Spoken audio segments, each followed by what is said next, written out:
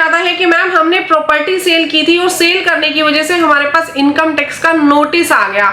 Income tax notice आने का सबसे बड़ा कारण हमारे पास ये होता है कि इंडिया में अगर आप देखेंगे तो जो प्रॉपर्टी सेल होती है उसके अंदर आप लोग कैश भी रिसीव करते हैं और बैंक के अंदर भी पैसा रिसीव करते हैं। फॉर एग्जांपल आप लोगों ने 90 लाख की कोई भी प्रॉपर्टी सेल की तो होता क्या है, रजिस्ट्री आप पूरी 90 लाख की नहीं करवाते, रजिस्ट्री आप करवाते हो 50 लाख की और ऊपर का 40 लाख आप कैसे रिसीव कर लेते हो, कैश के अंदर रिसीव कर लेते हो। क्लियर।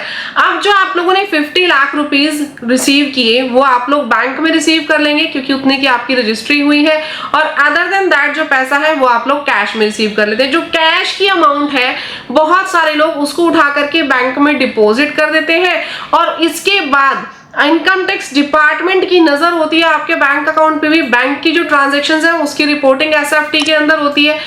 बहुत से लोग इसकी एफडी भी करवा देते हैं, फिक्स डिपॉजिट करवा देते हैं इस पैसे का, तो ये रिपोर्टिंग आपकी एसएफटी ट्रांजैक्शंस के अंदर हो जाती है। अब उन ट्रांजैक्शंस की रिपोर्टिंग इनकम टैक्स डिपार्टमेंट के पास पहुंच गई कि आप लोगों ने इतना कैश जमा करवाया, फिर डिपार्टमेंट आपसे पूछेगा कि ये पैसा आप लोगों के पास कहां से आया। पहला नोटिस तो आप लोगों के पास यहां से आ जाता है। जब आप अपना इनकम सोर्स डिफाइन नहीं कर पाते तो वो आपका अनएक्सप्लेन्ड मनी के अंदर काउंट कर लिया जाता है। सेकेंडली होता क्या है, आप लोगों ने 50 लाख तक की रजिस्ट्री करवाई लेकिन आप लोगों ने बैंक में मात्र 30 लाख रुपए लिए और बाकी का ऊपर का पैसा भी आप लोगों ने कैश में रिसीव कर लिया। क्लियर। यानी जितने की आपने रजिस्ट्री करवाई थी वो पैसा भी आपने टोटल बैंक में नहीं लिया, ये भी कारण हो सकता है आपके पास नोटिस आने का। तो जितने की रजिस्ट्री आप लोग करवा रहे हैं वो कंप्लीट मनी आप लोगों को बैंक अकाउंट में लेनी है और जो पैसा आपने इन कैश लिया है वो पैसा आप लोगों को जमा नहीं करवाना है अपने बैंक अकाउंट में, क्योंकि वो एक तरीके से आपकी ब्लैक मनी है। वो पैसा अगर आप बैंक अकाउंट में जमा करवा दोगे तो ऑब्वियसली इनकम टैक्स नोटिस तो आपके पास आना ही है।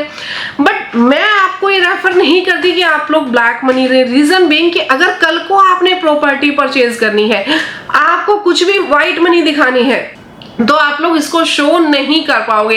इन फ्यूचर अगर आप प्रॉपर्टी परचेज करना चाहते हो जिसकी स्टैंप ड्यूटी वैल्यू ही 80 लाख रुपए की है तो ऑब्वियसली 80 लाख आपको व्हाइट मनी वहां पे शो करनी पड़ेगी क्योंकि स्टैंप ड्यूटी वैल्यू ही उसकी 80 लाख रुपीस की है। यहां भी अगर आपने कोई कैश डिपॉजिट कर दिया उस प्रॉपर्टी को परचेज करने के लिए तो भी आप लोगों के लिए मुश्किल खड़ी हो जाएगी। आप लोग उस पैसे को डायरेक्टली कैश उठा करके डिपॉजिट कर देते हो, ऐसा आपको नहीं करना है। बिल्कुल अपने सीए से कंसल्ट करके ही आपको पैसा जमा करवाना है। किस रूट से जमा करवाना है आपको सीए आपका गाइड कर देगा।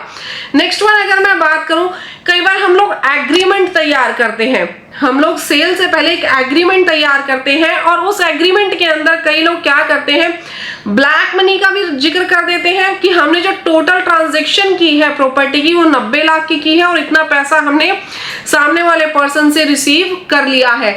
ये जो डॉक्यूमेंट है ये डॉक्यूमेंट आप लोगों ने अपने तक रखना होता है। ये डॉक्यूमेंट कहीं भी आपने किसी भी कोर्ट के अंदर प्रोड्यूस नहीं करना। अगर ये डॉक्यूमेंट आप प्रोड्यूस कर देते हैं कि हम लोगों ने प्रॉपर्टी परचेज सेल के बदले में कैश लिया था तो वहां पे आपके पास section 185 section 188 of income tax act 2025 trigger हो जाएगा और 100% पेनल्टी के प्रोविजंस है अगर पैसे की ट्रांजैक्शन वहां पे इन कैश में हुई तो इसीलिए आप लोगों ने एग्रीमेंट जो बनाया है वो इस तरीके से डिस्क्लोज नहीं करना है कहीं भी लीगल पेपर्स के अंदर। सेकेंडली आप लोगों ने अगर प्रॉपर्टी जो सेल की है वो 50 लाख से ज्यादा की है तो टीडीएस भी आप लोगों के ऊपर लगता है और टीडीएस जब आपका डिडक्ट करेगा बायर तो टीडीएस की जो रिपोर्टिंग है वो 26 एएस एआईएस टीआईएस के अंदर जाएगी। आप लोगों की प्रॉपर्टी सेल की सारी जानकारी इनकम टैक्स डिपार्टमेंट को पहुंचाई जाती है। जो प्रॉपर्टी रजिस्ट्रार है वो खुद इनकम टैक्स डिपार्टमेंट को सारी जानकारी देता है। अगर आपने अपनी आईटीआर में प्रॉपर्टी सेल की ट्रांजैक्शन शो नहीं की है, कैपिटल गेन की ट्रांजैक्शंस नहीं दिखाई हैं, तो ध्यान रखिएगा आपके ऊपर इनकम टैक्स का नोटिस आ सकता है। अगर अपनी आईटीआर को प्रॉपरली आप नहीं दिखा रहे हैं, उसमें कैपिटल गेन की कैलकुलेशंस शो नहीं कर रहे हैं, तो इनकम टैक्स डिपार्टमेंट आपको नोटिस भेज सकता है। और आपको अपडेटेड आईटीआर फाइल करने के लिए भी रिकमेंडेशन दे सकता है। और अगर आप लोग रिस्पॉन्ड नहीं करते हैं तो कल को 144 भी आपके पास यानी बेस्ट जजमेंट असेसमेंट का प्रोसीजर आपके ऊपर लगाया जा सकता है।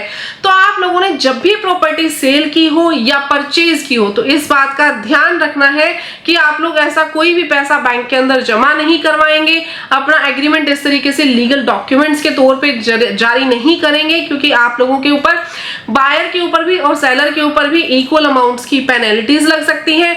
और जो भी आपने प्रॉपर्टी सेल की है उसे अपनी इनकम टैक्स रिटर्न में बखूबी दिखाएंगे। अगर आप लोगों को हमारी कोई कंसल्टेंसी चाहिए तो नीचे दिए गए कॉन्टैक्ट नंबर पे आप लोग कॉन्टैक्ट कर सकते हैं। डिस्क्रिप्शन बॉक्स में मैंने कॉन्टैक्ट नंबर दे दिया है। आईटीआर भरने से रिलेटेड हमारी कोई हेल्प चाहिए तो आप वो भी ले सकते हैं। मिलते हैं नेक्स्ट वीडियो में, तब तक के लिए thank you, bye bye, take care everyone. जाने से पहले चैनल को सब्सक्राइब, वीडियो को लाइक जरूर कीजिएगा। Thank you.